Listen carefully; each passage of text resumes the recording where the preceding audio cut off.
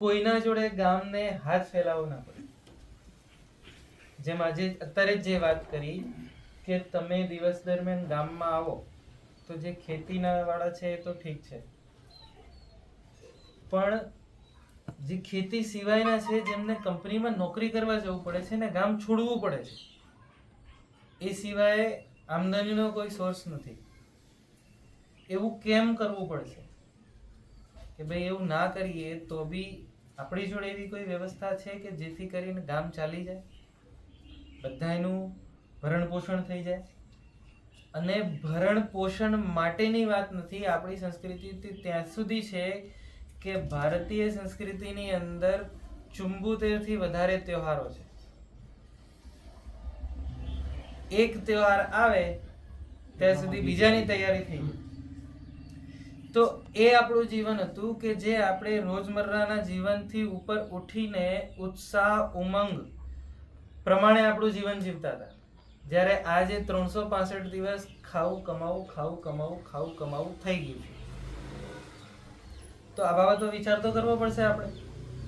જો વિચાર નહીં કર્યો તો 365 ની જગ્યાએ પછી 700 દિવસ કામ કરવું પડશે, અને એ ટાઈમ છે નહીં.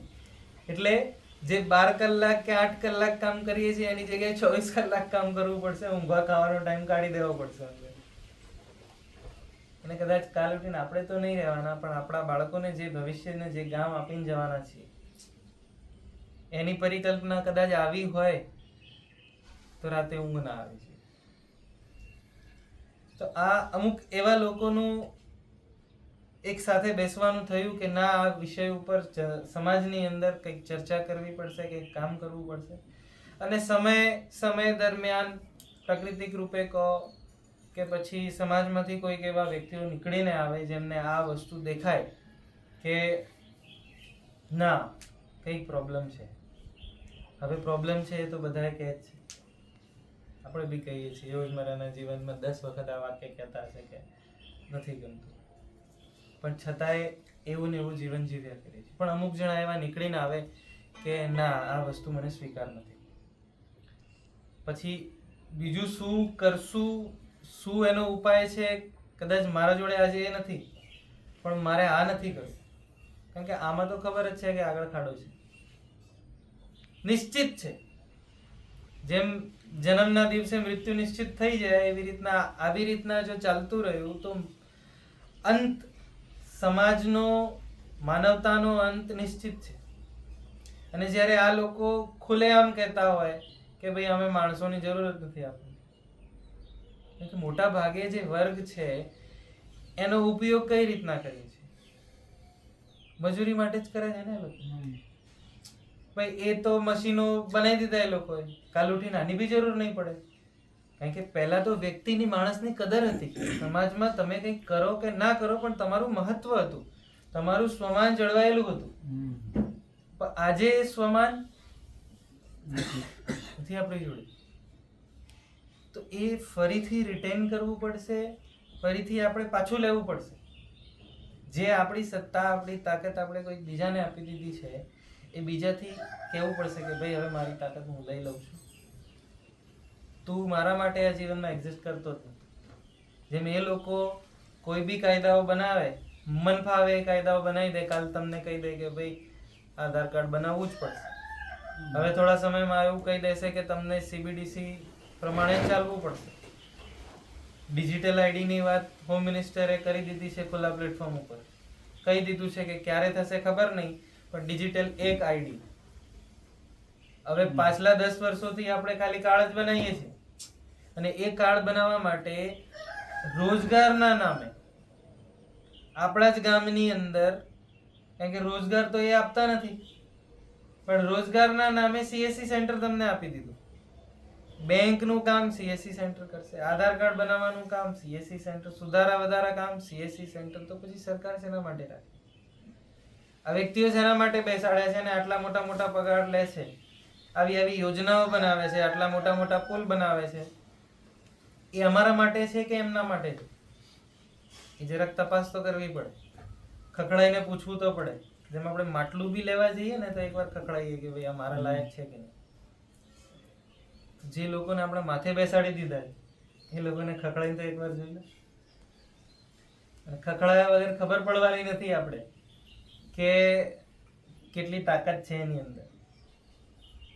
અને ખબર પડી જાય કે ભાઈ તારાની કોઈ તાકાત છે નહીં. આપણે એ વ્યવસ્થામાં કોઈક તો પરિવર્તન કરી શકીએ, ભલે નાનો પ્રયાસ હોય. અને યુવાઓ જે આપણા કરી શકે, કેમ કે મોટા ભાગે યુવાનો જ અહીંયા બેઠા છે, એટલે મને થોડોક આનંદ છે. અત્યાર સુધીની જે મિટિંગો રહી એમાં લગભગ 2-3 જણા હોય એ 15-20 માંથી, પણ અહીંયા 5-6 માંથી 3-4 તો યુવાનો છે. એટલે એ કામ આસાન છે, કારણ કે જેની જોડે ઉર્જા છે અને સાથે સાથે સમજ છે. કોઈકની જોડે સમજ છે પણ ઉર્જા નથી, સમજી તો ગયા પણ હવે ઉંમર થઈ ગઈ, હવે કશું થાય એવું છે. આ કંઈક કરવું હોય તો 50 જાતના બંધન છે આપણી જોડે.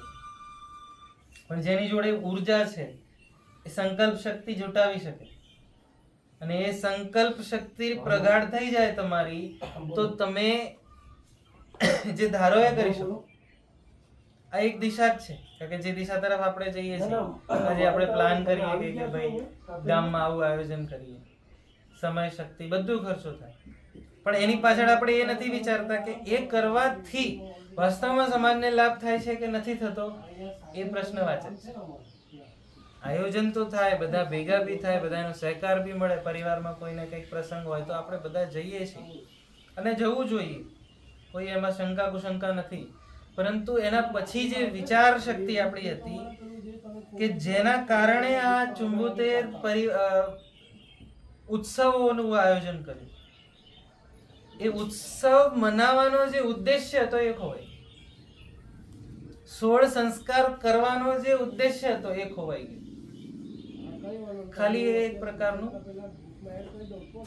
જેમ કહેવાય કે અભિનય થઈ ગયો. અને ખબર બધાને બધી છે, ગમતું કઈ છે નહીં, જે રિવાજ પ્રમાણે આપણે ચાલીએ. પ્રશ્ન નથી ના ખુદને ના જે બીડો ઉપાડી રહ્યો છે. અને એનું પરિણામ આપણને એ મળે છે કે ના, કારણ કે આપણે પહેલું જે શરૂઆત થાય છે ને એ આપણા વચ્ચેથી થાય. ઘરની અંદરથી પહેલા પ્રશ્ન પૂછવાનો ચાલુ થાય. નાનું બાળક હોય ને એનું શીખવાનું માધ્યમ જ એ છે કે પ્રશ્ન નહીં પૂછે તો એ શીખી નહીં શકે. પરંતુ આપની આજની જે વ્યવસ્થા છે એ વ્યવસ્થા એવી બનાવી દીધી કે ચૂપચાપ બેસી જાય, કઈ પૂછવાનું નહીં, કઈ બોલવાનું નહીં, મોઢા પર આંગળી મૂકી રહે, અદબ પાડીને બેસી રહે. ચાલતો હોય તો હાથ આમ કરીને ચાલવાનું, એટલે આમ કરીને ચાલો, આમ કરીને ચાલો, ફેર શું પડે? પણ દૂરથી દેખાઈ જાય આ ભાઈ કઈ એવું કરવા વાળા છે. એથી એ લોકોને ખબર પડી જાય કે ભાઈ આને જેમ દોરશો ને એમ દોરાશે. આ સાયકોલોજીકલ ટેક્ટ આપણા સમાજ ઉપર એ લોકોએ પહેલાથી કરી લીધું, જોઈ લીધું. જે આપણે આપણા બાળકોને કહીએ કે બેટા તું ભણી લે, તું ભણી લે, તું ભણી લે, તો ભણીને થશે શું? એવા ઉદાહરણ તો જુટાઈ લો જરા. ભણી ગણીને પૈસા આવી જશે, નોકરી મળી જશે, સારી જગ્યાએ લગ્ન થઈ જશે, પણ જીવનમાં બધી જે કાર્યવાહી છે સુખ માટે. વાસ્તવિક સુખ મળશે ખરું કે નહીં મળે? તો ખાતરી લઈ લો. જેમ અમે રસ્તામાં અહીંયા આવતા હતા, વાતચીત કરતા કરતા અવડા રોડ ઉપર જતા રહ્યા. હવે અવડા રોડ ઉપર જતા રહ્યા, જ્યારે ખબર પડી કે આ રોડ ગલત છે, ગમે તેટલો સારો રોડ કેમ ના હોય, એનાથી મારે શું લેવા દેવા? ભાઈ જે ગાડી મારા ગામ ના જતી હોય, જે બસ મારા ગામ ના જતી હોય, સોનાની કેમ ના બનેલી હોય? એ આપણા શું કામ નહીં? તો આ મોટી મોટી જે આ લોકોના બતાવેલા સપનાઓ આપણા માટે, એ ભલે સોનાનો રોડ રહ્યો, એ વિકાસના નામે આપણને જે બી એ લોકોએ કંઈક કીધું, એ સોનાના ઘર કેમ ના બનાવી દે? કોઈ રાજાએ રાવણ જેવું તો કામ નથી જ કર્યું, પણ એ રાવણ જેવા રાવણને સર્વસ્વીકૃતિ મળી. તો આપણે જે આજે કરી રહ્યા છીએ, જો એ સ્વીકાર ના હોય તો એ વિષય ઉપર ચર્ચા ગામમાં, ગામની બહાર, જ્યાં મળો ત્યાં આ વિષય ઉપર વાત કરવી પડશે. કેમ કે જ્યાં ત્યાં આપણે વાત કરીએ છીએ કે ભાઈ જો ફલાણાને સારી નોકરી મળી ગઈ, તો એ ચર્ચાનો વિષય છે. ફલાણો સારું કમાતો થઈ ગયો, ઘરમાં ગાડી લઈ આવ્યો, એને મકાન બનાવી લીધું. આજના ચર્ચાના વિષય આ છે. એટલે સમાજની અંદર જે અરાજકતા છે, કારણ કે જે ચર્ચાનો વિષય હોય ને એ મગજની અંદર બીજ રૂપે ઘૂસી જાય, એ આપણા બાળકોની અંદર મગજમાં ઘૂસી જાય, અને એ જ બાળકો પછી જે સમાજ વ્યક્તિનું જે નિર્માણ થાય એ વ્યક્તિ નિર્માણ ના થઈ શકે. એ પછી જતું રહે કે યાર દુનિયામાં મારા બાપ દાદાઓ કાકા કાકીઓ બધા તો ઘરની જ ચર્ચા કરે છે, ગાડીની જ ચર્ચા કરે છે, નોકરીની જ ચર્ચા કરે છે, તો પણ આપણે બી એ બાજુ જ જવાનું છે. એટલે અજાણતા મેં એને એ ઉદ્દેશ્ય બનાવી લીધો કે મારા જીવનનું ઉદ્દેશ્ય, અને એ જે ભોગે મને મળે ને તો હું લઈ લેવા તૈયાર. પણ જ્યારે એ મળશે ત્યારેનું કોઈને ખબર. એટલે અમારો જે ઉદ્દેશ્ય છે મુખ્ય રૂપે એ છે કે અમે અત્યારે હાલ પૂરતું કહીએ કે ગુજરાતની અંદર દરેક જિલ્લામાં અમે ફરીએ છીએ. 6 જિલ્લામાં જઈ આવ્યા તાજ સુધી. આ 7મો જિલ્લો છે. અને આ જિલ્લાની અંદર ગામ ઉપર કામ કરવા વાળા લોકો જો મળી જાય આપણને, જેમ કે તમે અલગ ગામથી આવ્યા છો, બીજા કોઈ વ્યવસ્થા એવી કરશું કે ભાઈ બધા આવી શકે. આ તો ઇનિશિયલ પુશ અમારા તરફથી હતો કે ભાઈ કંઈક ચાલુ તો કરીએ, કંઈક ના વગર કંઈક કરવું સારું. પછી એ વિચાર સામેથી આવશે કે ભાઈ તમે આ જે કામ કર્યું છે ને એને આવી રીતના કરો ને તો રિઝલ્ટ મળશે, તો આપણે એવી રીતના કરવા તૈયાર છે. પણ ભૂલ તો કરીએ આપણે પહેલા. ભૂલ કર્યા વગર સાચો રસ્તો કઈ રીતના ખુલશે? કારણ કે ઘરમાં બેસીને કલ્પનાના ઘોડા દોડાવવા વાળા તો બહુ લોકો છે, અને કંઈક ચાલુ કરશો ને તો સલાહ આપવા વાળા બી મળી જશે. પણ સલાહ એની લેવામાં આવશે કે જેને કરવું છે.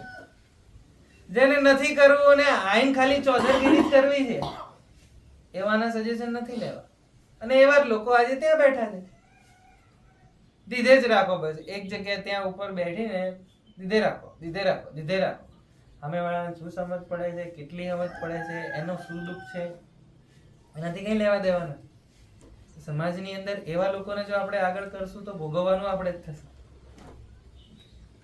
તો જરાક આપસમાં એકબીજાને ખખડાઈને જોઈ લઈએ કે ભાઈ વાસ્તવમાં સમાજ માટે કોણ કામ કરવા માંગે છે, કોણ કોણ કામ કરી શકે, એની શું જરૂર છે. અને એવા વ્યક્તિઓ પછી એવા વ્યક્તિઓ એટલે એવા યુવાનો બધા ભેગા થઈને ગામની સમાજની એવી પરિકલ્પના કરીને અને વ્યવસ્થા એવી બનાવી શકે કે જેનાથી ગામથી બહાર કોઈને ના જવું.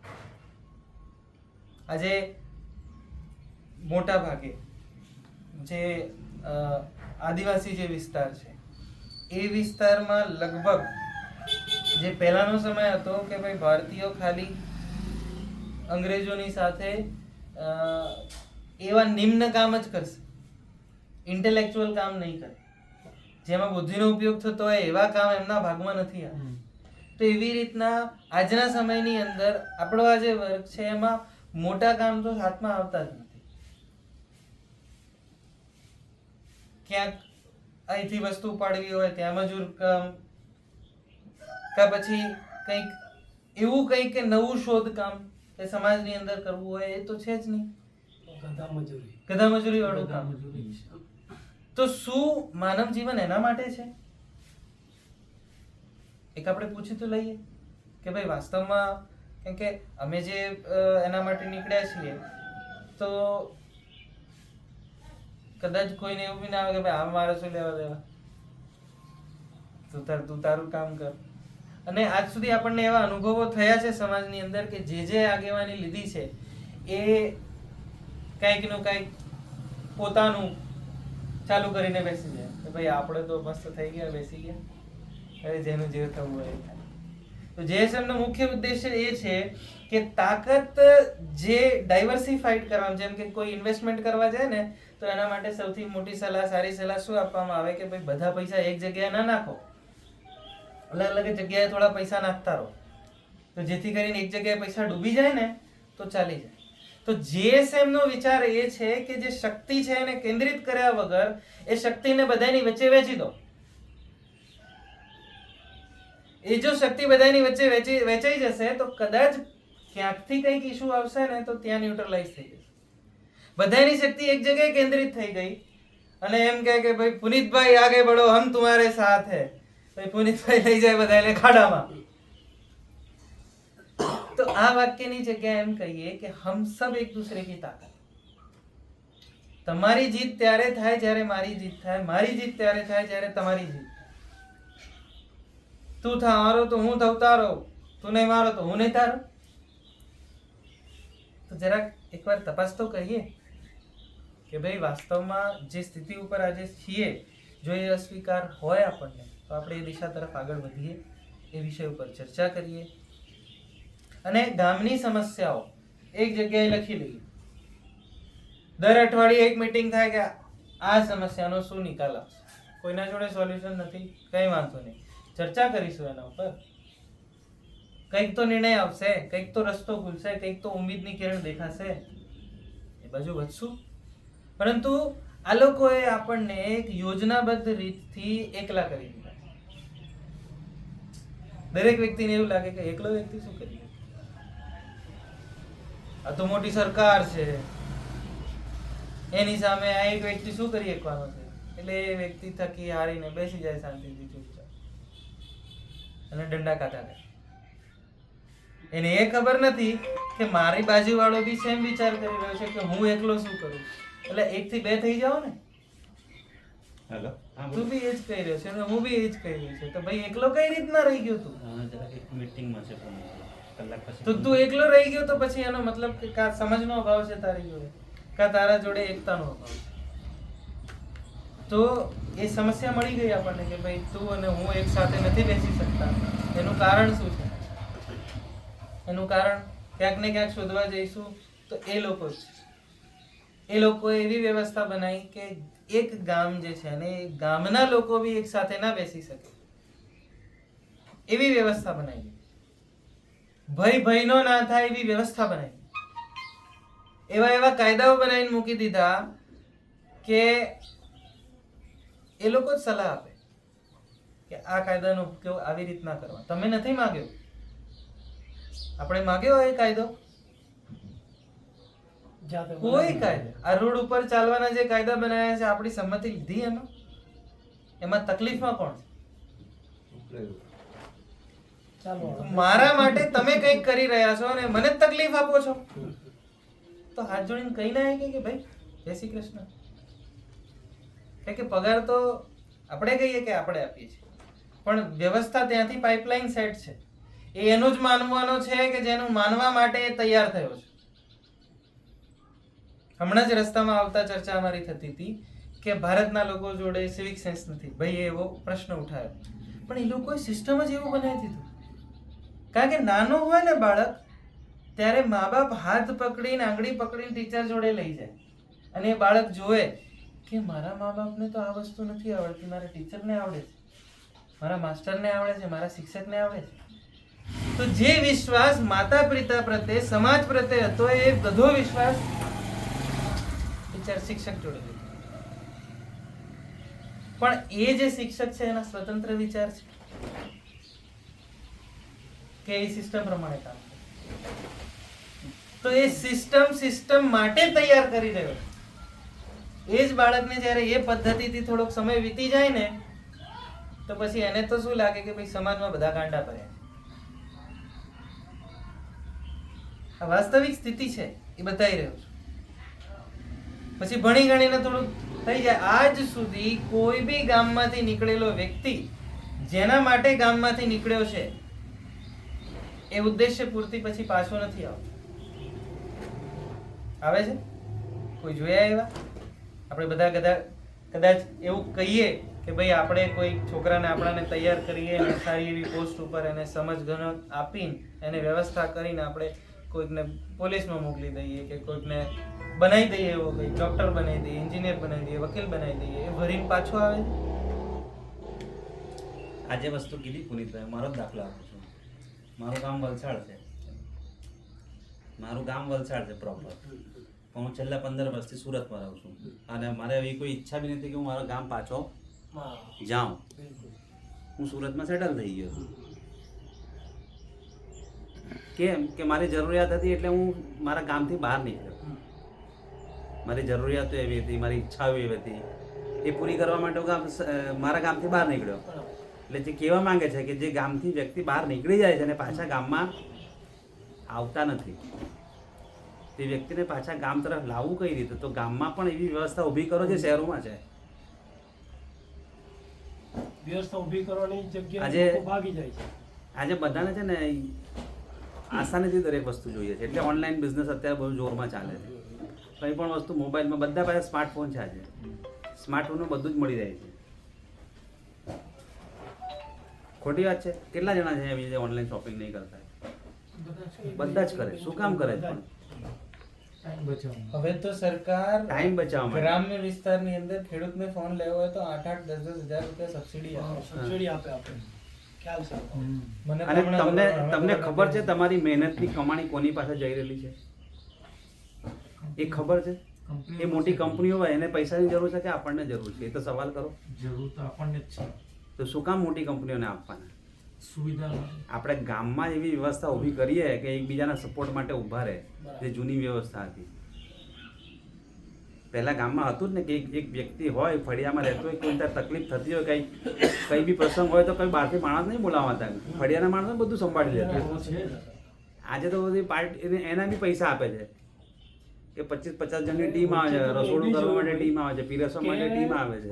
શમશાન તરફ લઈ જવા માટે બી કિશોર કાકા કંપની બનાવેલી. હા, ત્યારે આમ ખાન મારે બોલો જય બોલ રામ બોલો ભાઈ રામ એમ કરીને શમશાન સુધી લઈ જાય. આ મેં વિચાર આવે એનો બી બિઝનેસ થઈ ગયો છે. સાચી વાત છે, લઈ જવા બિઝનેસ થઈ ગયો કે છે. ભાઈ લોકો રામ બોલવા માટે બી તૈયાર નથી, એ માણસો ભેગા નથી સિટીની તો અંદર. આ માનસિકતા બદલાણી કેવી રીતે એ વિચારો ને. એ પહેલી વાર તો જોઈને આમ મને આજે શોખ નથી લાગ્યો. બદલાય, એક દિવસમાં નથી બદલાણી. આ ધીમે ધીમે હા, ધીમે ધીમે ધીમે ધીમે. કરીને આ પેલું કહેવાય ને કે ધીમું ઝેર દરેકને આપવામાં આવેલું છે, બરાબર. અને એની આડઅસર હવે દેખાવા લાગશે. એ ધીમું ઝેર જ એ છે. ધીમું ઝેરની અસર એવી દેખાવા લાગશે ને કે આવનારી પેઢી છે, આપણા પછીના જે આપણા બાળકો જે છે ને, એમના માટે કાંઈ જ બચવાનું નથી. સાચી વાત છે. એમના માટે કઈ સાચે જ નથી બચવાનું. આ લોકો બચવા દેવાના નથી. તો અમે એ જ મુહિમ માટે આગળ વધ્યા છે કે તમે જાગૃત થાઓ. ગામનો દરેક વ્યક્તિ જાગૃત થશે. સવાલ પૂછો. આજે યુપીઆઈ બધા મોસ્ટલી બધા યુપીઆઈ ટ્રાન્ઝેક્શન કરતા જ હશે. ઓનલાઈન પેમેન્ટ ઓનલાઈન પેમેન્ટ સરકારે 2000 રૂપિયાની ઉપર 0.25% ટેક્સ લગાડી દીધો. કોણ ભરવાનું એ? નહીં પણ એ બધું તો ચાલે, પણ સૌથી મોટી વસ્તુ શું છે જે દરેકના દિમાગમાં ખટકવી જોઈએ કે એ લોકોએ બહારની જે કન્ટ્રી છે, આપોને એમને પણ એ કરી દે ટ્વિસ્ટ કરી માઈક એમને આવી દે. બહારની જે કન્ટ્રી છે, જે દેશ આપણા ઉપર રાજ કરી ગયા, જેમ કે ઇંગ્લેન્ડ છે, જે દેશ આપણા ઉપર રાજ કરી ગયા જેમ કે ઇંગ્લેન્ડ છે, બહારની મોસ્ટ ઓફ જે પણ વધારે કરીને કન્ટ્રી છે, એ લોકોના દેશમાં જે વસ્તુ ફ્રી આપે છે એ લોકો, એ વસ્તુ પણ અહીંયા આપણા ઉપર ટેક્સ લગાવીને બેઠા છે. જેમ કે શિક્ષણ પર 18% જીએસટી લગાવીને આ લોકો બેઠા છે. બહાર દેશમાં જે લોકો આપણા ઉપર રાજ કરી ગયા ઇંગ્લેન્ડ, એ લોકો ફ્રીમાં શિક્ષણ આપે છે. મતલબમાં એક નંબરનું ખાવા પીવાનું લઈને, શિક્ષણથી લઈને તો ભણવાનું લઈને, હોસ્ટેલ બધું એવરીથિંગ મતલબમાં. અને અહીંયા શું છે કે આપણને જે સાદું સિમ્પલ શાળામાં શીખવા જઈએ એના પર 18% જીએસટી છે. તો મારો તમને એ જ સવાલ છે, તમે જે વાત કરો છો એની પર, તો શું એના પર આપણો અધિકાર નથી? અધિકાર છે, પણ આપણે જેણે ચૂંટાવીને આપણા જ પ્રતિનિધિ છે, આપણે જેણે આપણા ગામમાંથી ચૂંટાવીને જેને આપણે કોર્પોરેટર બનાવીએ, પછી એ કઈ આગળ વધે, પછી પાછું કઈ આગળ વધે, પછી સંસદ સભ્યમાં જાય તો એ પણ ત્યાં પૈસા ખાઈને બેસી જાય. એ જ સવાલ, આ જ સવાલ ઉપર તમને સવાલ કરું છું. જે કોર્પોરેટર કે જે સભ્યો આપણે ચૂંટીને મોકલ્યા છે, એને શું આપણે પસંદ કરેલા છે કે આ વ્યક્તિ આપણો લીડર હોવો જોઈએ સંસદમાં કે કોર્પોરેશનમાં? એ વ્યક્તિને શું આપણે પસંદ કર્યો છે? આપણે પસંદ નથી કર્યા, પણ હવે આપણા ગામના લોકો જો બધા ચૂંટાઈને કરતા હોય તો આપણે પણ એમના હાથે સહભાગી થાય કે આપણા એરિયામાં કઈ જો કોઈ નવું કરતા હોય વિકાસ માટે, એ વિકાસના વાયદાઓ કરે. તો આપણે એવી જ વ્યવસ્થા ઊભી કરવાની છે કે આપણામાંથી જ કોઈ એક વ્યક્તિ આપણો પ્રતિનિધિ બનીને ઉપર જાય, નહીં કે પાર્ટીવાળા બેસાડેલો વ્યક્તિ. આપણને ખબર છે એક આપણે વસ્તુ સમજીશું કે અમારી જે ઉદ્દેશ્ય છે ને, અમારી એક ટેગલાઇન છે, જનતા હી સરકાર. જનતા સરકાર મોરચાનું જે કામ છે કે જનતા એ જ સરકાર, એટલે કે તમે ઇન્ડિવિજ્યુઅલી એઝ એ સરકાર સરકાર શું? તમારા માટે કોઈ વ્યવસ્થા કરશે એ ખાલી કલ્પના છે. તમારા માટે પાડોશી બી કંઈક કરશે ને તો એના બદલામાં કંઈક માંગશે. તો આપણે એવી કેવી કલ્પના કરી શકીએ કે જે તે વ્યક્તિ જેને આપણે ચૂંટીને મોકલ્યો છે એ આપણું કંઈક કરશે? અને બીજી વાત કે આ સિસ્ટમ આપણું છે, જે ચૂંટણીનું જે સિસ્ટમ છે એ આપણું છે, એ કેન્ડિડેટ જે ઊભો થયો છે એ આપણો છે, એને તમે રિકમેન્ડ કર્યો છે. ધારો કે આપણે અહીંયા 10 જણા બેઠા છીએ તો 10 જણાએ સર્વસંમત હોય કે ભાઈ અહીંયા સચિનભાઈ કાર્યભાર સંભાળ. 10 માંથી 1-2 જણાની કોઈ વિચાર અલગ હોય છે, પણ જો 70-80% વ્યક્તિ એક સંમત છે તો સચિનભાઈને આગળ કરવા જોઈએ. પરંતુ અહીંયા આ સ્થિતિની અંદર, આ પાર્ટી સિસ્ટમની અંદર શું થાય કે પાર્ટી પોતાનો કેન્ડિડેટ આપશે અને એ કેન્ડિડેટ માંથી તમારે કોઈકને ચૂઝ કરવું પડશે. આવી જ રીતનું સિસ્ટમ છે ને. તો આપણે કઈ રીતના કહી શકીએ કે મારો ચૂંટાયેલો વ્યક્તિ? એ તો પાર્ટીએ ચૂંટેલો છે, પણ પાર્ટી તો ભાઈ એટલે પાર્ટી ડિસાઈડ કોઈ કરે બી વ્યક્તિ કે આને ટિકિટ આપવી કે આને ટિકિટ આપવી. એ જોશે કે ભાઈ આ ખર્ચો વધારે કરી શકશે કે આ ખર્ચો કર્યા પછી મને બી આપી શકશે તો એવાને આપશે. અને એવાને પણ આપી દે કે પાછો એ માણસ પછી જીતી પણ જાય તો આગળ વાળા પાસે જઈને ફૂટીઓ જાય, એના મત વેચી પણ દે એને. એ ખુરશી ઉપર આ એક નિયમ છે, આ તમે કદાચ અત્યારે ખબર ના હોય. એ ખુરશી ઉપર એ જ વ્યક્તિ બેસી શકે જેને ફૂટવાના ચાન્સ છે. આજે જે પ્રોટેસ્ટ થયો એ પ્રોટેસ્ટની અંદર રાહુલ ગાંધી પણ એટલો જ પ્રમાણમાં ઝંડો ઉપાડીને બેઠો હતો. તો ઝંડો ઉપાડવા જઈ શકે પણ એ ઇનિશિએટ ના કરી શકે. તમને આજે આ વાત ખબર પડી ગઈ કે ચૂંટણીમાં જે તે વ્યક્તિને હું વોટ આપું છું એ મારો રિકમેન્ડ કરેલો નથી, મને નથી ગમતો, મારી નજરમાં એ ગધાડો છે અને ગધાડાથી બી ગયેલો છે, છતાં તમારી જોડે ઓપ્શન શું? ઓપ્શન નથી. એ જ વસ્તુ છે ને. તો બી તમે શું કીધું? આ બી વાક્ય તમારા છે કે ઓપ્શન નથી, ને આ બી વાક્ય તમારા છે કે આપણો ચૂંટીને ત્યાં મોકલેલો વ્યક્તિ.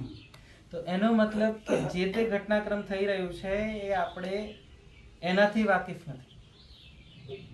એને કહેવાય સમજ. અને સમજ જે છે ને એ લોકો અત્યારે ડેવલપ કરી રહ્યા છે.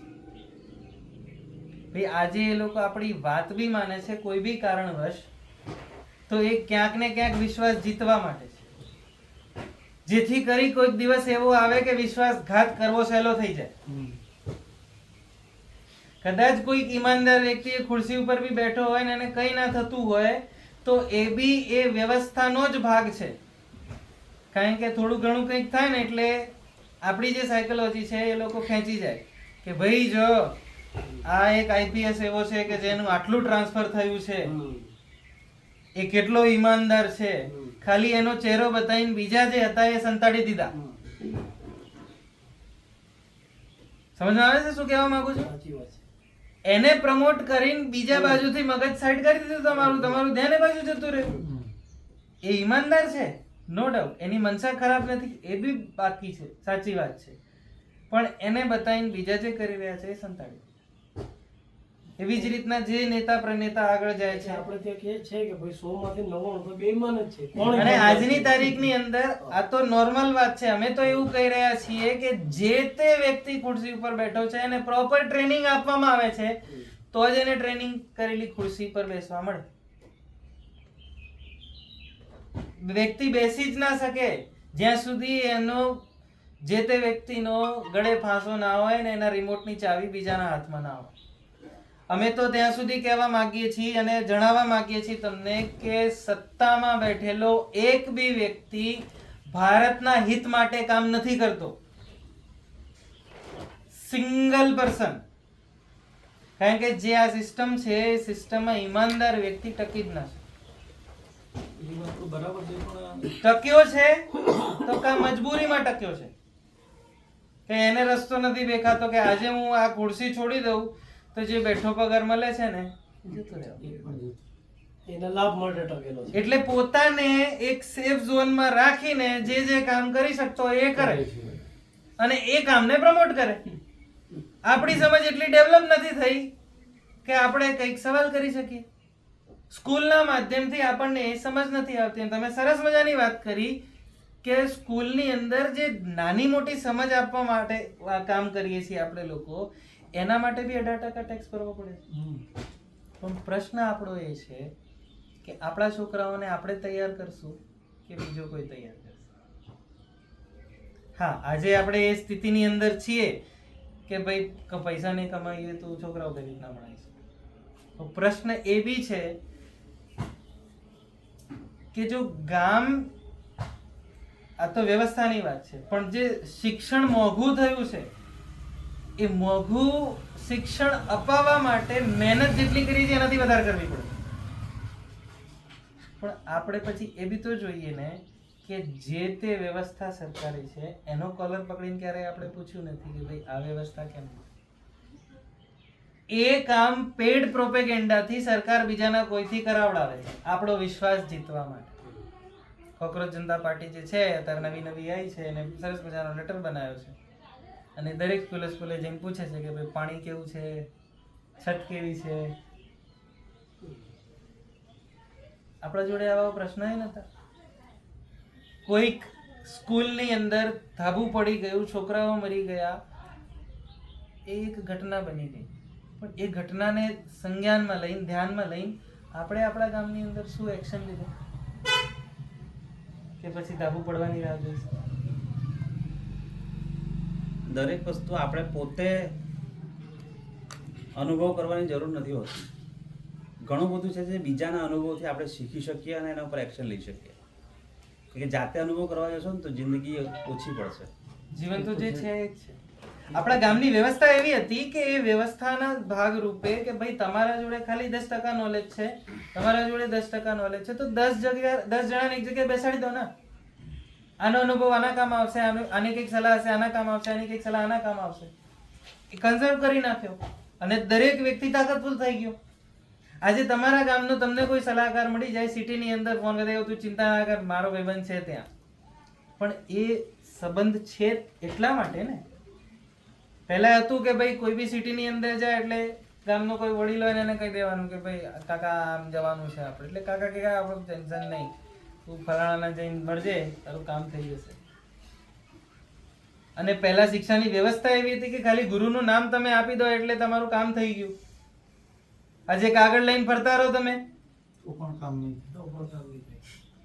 તો આપણે જરાક એ તો વિચાર કરી લઈએ કે જે આપણો વિશ્વાસ વ્યક્તિ સમાજથી ઉઠીને કાગળ ઉપર આવી ગયો, કાર્ડ ઉપર આવી ગયો, એને તો ખખડાઈને જોઈ લો. સ્વાસ્થ્યની વ્યવસ્થા આપણા સમાજની અંદર પહેલા એવી હતી કે લોકો બીમાર નતા પડતા. બીમારીઓ ચાલુ ક્યારથી થઈ? જ્યારે આપણને ક્રાંતિના નામે, કૃષિ ક્રાંતિના નામે, રિવોલ્યુશનના નામે, ગ્રીન રિવોલ્યુશનના નામે જ્યારે આપણા ખેતરોની અંદર ઝેર નખાવાનું ચાલુ કર્યું ત્યારથી બીમારીઓ ચાલુ થઈ ગઈ. દવાને આ બધું ખાતરને તમે જોયું અત્યારે આપણે વાત કરી. તો હવે જરાક એ સમજવું, એ જાણવું. તો જેએસએમનો એ ઉદ્દેશ્ય છે કે અમારી પાસે બધું છે એવું નહીં, પણ થોડી થોડી સમજવાળા થોડા લોકો છે. એ એકબીજા સાથે થોડી થોડી સમજ શેર કરીએ તો શિક્ષાના માધ્યમથી, સ્વાસ્થ્યના માધ્યમથી, રોજગારના માધ્યમથી જેએસએમ જોડે એવી વ્યવસ્થા છે કે આજે, કારણ કે હું કરિયર કાઉન્સેલિંગ કરું છું, એક વિદ્યાર્થીના વિષયમાં મા બાપને જણાવવા માટે 20 થી 25 હજાર રૂપિયા હું લઉં છું. પણ મને એમ થયું કે હું એક વિદ્યાર્થી ઉપર કામ કરીશ તો કદાચ મારું જ એકલાનું પૂરું થાય. પણ આની આ વ્યવસ્થા જો કદાચ ગામને ખબર હોય તો એક ગામ એવી રીતના ડેવલપ કરી શકે પોતાના વિદ્યાર્થીઓને, છોકરાઓને. આજે જેટલી બી અમે મિટિંગો કરીને એ મિટિંગની અંદર એક વસ્તુ નોટિસ કરી કે જે વિદ્યાર્થીને, કારણ કે જે યુવાન છે, ટીનેજર કહેવાય, 15-16 વર્ષનો એક આણંદની અંદર વિદ્યાર્થી આવ્યો હતો, એને આ બધી વાત જાણવા મળી અને એને અંદરથી જિજ્ઞાસા હતી કે ભાઈ આનું શું, આનું શું, આનું બતાવો. તો એ બધા સવાલોના જવાબ આપ્યા.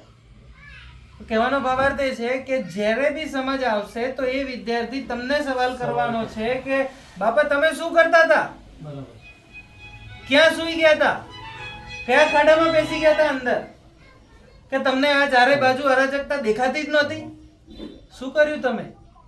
ત્યારે આપણી જોડે શું જવાબ હશે? આજે કંઈક એક પગલું બી ભરશું ને તો કહેતા ફાવશે કે બેટા મેં પ્રયાસ મળે? કર્યો હતો, કઈથી મળે? સફળતા વિફળતા મારા હાથમાં નથી. એટલે શેની માટે તમારે કઈ સ્પોર્ટ્સ માટે? તો એ તો કહી શકીએ ને, એટલું તો કરી શકીએ ને.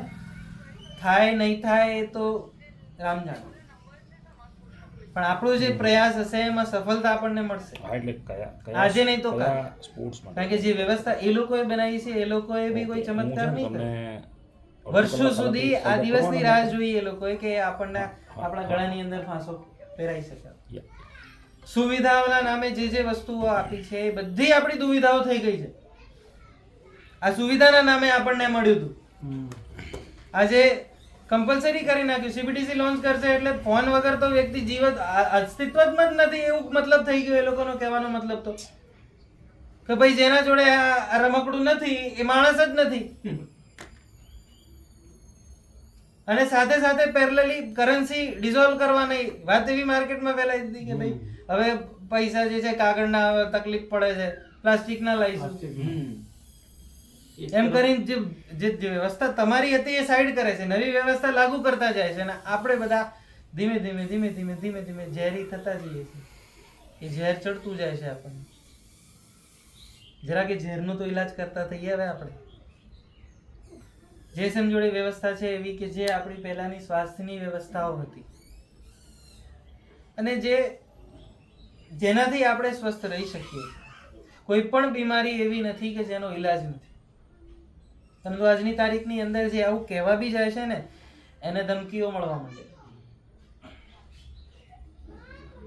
મારા એક વૈદજી આવ્યા હતા, સુરતમાં રહે છે, એમને સારું એવું રિસર્ચ કરેલું છે. આપણા રાજીવભાઈ દીક્ષિત એમને બી જે રિસર્ચ કર્યું હતું. રાજીવભાઈ દીક્ષિતની એક વાત કરું, કદાચ તમને નહીં ખ્યાલ હોય, એ પોતે હોમિયોપેથીની પ્રેક્ટિસ તો છેલ્લે ચાલુ કરી અને એમની પ્રેક્ટિસ એવી હતી ને એમને એવું જ્ઞાન મેળવેલું કે 15-20 વર્ષથી જે એક બીમારી માટે હેરાન હતા લોકો, એ 3 ડોઝની અંદર ઠીક થઈ ગયા. એવી વ્યવસ્થા છે આપણી જોડે. પણ જરાક એકવાર મેં સાંભળેલું છે એમનું, રાજીવ દીક્ષિતજી. રાજીવ દીક્ષિત એમના વિડીયો આજે પણ ફોનમાં આવે તો મેં જો સાચવીને રાખું, કારણ કે એ જે કહે છે ને એ હોય છે સાચું. એટલા માટે તો તમે અનુભવ કર્યો એટલે તમે કહી શકો, તો બીજાને અનુભવ તો આપવા પડશે ને. આપણે આપતા આ બીજા બધાને અનુભવ અપાવવાની એક વ્યવસ્થા આપણે પ્રયાસ કરી રહ્યા છીએ કે આજે કદાચ હું એવું માનું કે મને બધી વસ્તુ ખબર પડી ગઈ ને હું મારા ગામમાં કામ કરીશ, હું મારા ગામનું એક મોડેલ બનાવીશ અને એ મોડેલ બનવાની રાહ જોઈશ ને એનું જે રિઝલ્ટ આવશે એ લઈને પછી બધે ફરીશ. પછી પેલો જેની જોડે તમે જશો એ બી એવું વિચારશે કે ભાઈ આ વ્યક્તિ સાચો છે કે ખોટો છે, જરાક હું બી તપાસ કરું, હું બી મારું કામ તૈયાર કરીશ, પછી જ હું કહીશ. એમ કરતા કરતા વાત એટલે અમુક ગાંડાઓએ એવી વિચાર કર્યો કે ભાઈ અમે ગાંડપણ જ કરશું, અમે બધાને કહીશું કે ભાઈ આ વાત છે તો તમારા જેવા અમુક મળશે કે ના ચલો કરી જોઈએ, તો એક સાથે 10-20 ગામ તૈયાર થાય. હા, અમારા જોડે મારું ગામ તો હું મારા ગામમાં કઈ તૈયારી કરવા જાઉં તો પછી આ કામ રહી જાય. તો મને આજે એ કામ યોગ્ય લાગ્યું કે આ કામ કરવા જેવું છે, તમને યોગ્ય લાગે તો તમે મોટા સ્કેલ ઉપર કામ કરો, ના થાય તો એટલીસ્ટ અહીં તો કામ કરો. અહીંયા કામ કરી લેશો તો અમે ત્યાં ઢોલ વગાડીને કહી દઈશું કે ભાઈ એક ગામ એવું તૈયાર થઈ ગયું, જાઓ જલ્દી જોઈને જઈ આવો, જાઓ જો રહો ત્યાં અનુભવ કરો, પછી આવી જાઓ. તમે કરશો, અનુભવ કરશો, વર્ષો વીતી જશે, તમારું જીવન પૂરું થઈ જશે આમાં. એટલે સમાજની જે બંધારણ છે વિશ્વાસ ઉપર છે. એકબીજાનો જે વિશ્વાસ જે બી કારણોથી ખોવાઈ ગયો છે એ કારણોને ત્યાંથી સાઈડ કરીએ. એકબીજાના વિષયની અંદર એકબીજાની અંદર જે કઈ મનમોટાવ છે એ મનમોટાવ હાથ જોડીને જતો હોય તો હાથ જોડીને, પગ પકડીને જતો હોય તો પગ પકડીને, જે બી સંભાવનાથી ગળે મળીને થતું હોય તો ગળે મળીને, પણ એ વૈમનસ્વ દૂર કરી આપણા સમાજના અંદર. કારણ કે એ લોકો તો ખુલ્લે આમ લાલ કિલ્લાના મંચથી બોલી રહ્યા છે કે જ્યાં સુધી સમાજ વિખરાયેલો નહીં રહે ત્યાં સુધી એમનું કામ નહીં થાય, અને દરેક પ્રયાસ એ જ તરફ જાય છે કે ભાઈ એક કોઈક નિમ્ન વર્ગને નિમ્ન વર્ગ કહી દીધું, વર્ગ નિમ્ન નથી, પણ એ વર્ગને નિમ્ન કહી દીધો અને એને એવું કહી દીધું કે ભાઈ તને તો કોઈ તારું નામ બી લે ને, કાનૂન શું કહે છે કે ભાઈ મને આ કહી દીધું, તો એ તો પોતે એના નામ પાછળ એ જ લખે છે. તો ઇલોજિકલ વસ્તુ આપણા સમાજની અંદર આવી કઈ રીતના? કે આપણે ચર્ચા જ નહીં, આપણા ભાઈ જોડે ચર્ચા નહીં કરી, પેલા ઉપર વિશ્વાસ કરી લીધો આપણે. મારા પાડોશમાં કોઈ રહે છે ને એના જોડે મેં ચર્ચા ના કરી, એની સમજ ઉપર મેં કામ ના કર્યું. કદાચ મને સમજ આવી ગઈ છે તો કાં મારી જોડે સમજ નથી તો હું સમજ લેવા માટે તૈયાર નથી.